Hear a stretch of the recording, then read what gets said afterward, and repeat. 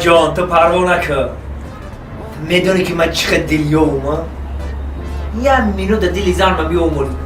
جان تو پروا نکن من. تو فکر که ایمه دیگه تمام. من کالا دارم کالا من کار میفرم. بگو کی چی کنه؟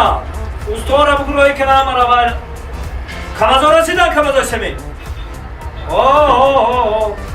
بگو پاک کیزه همون بالاش همش سمنت کنم بعد کریشه را بزنم. چون تخت همش من روی میکنم. خودت ایمینای میری و خونه دیگری ایکو خونه دیگری را.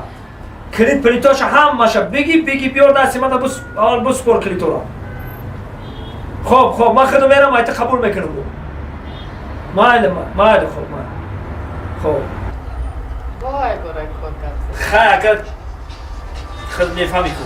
او تلفن رو بزن زنگ او تلفن ما بیو. او تلفن دیگری ما بیو. شده؟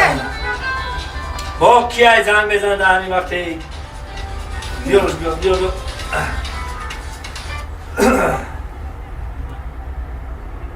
الو.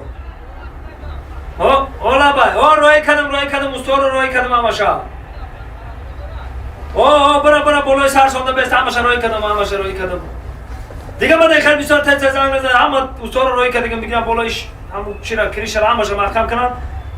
او خونه دیگری را همشه کلید به کلید میده بیارن کلیدها را همشه میده بسپرین. خب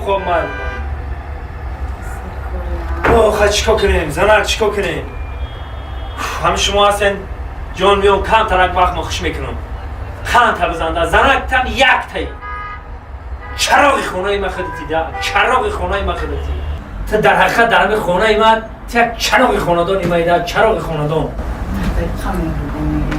خما برای تو خاطر دارم. بعد من تو همه رو بونی میکنم تو برای من هم عزیزی هم قدر داری.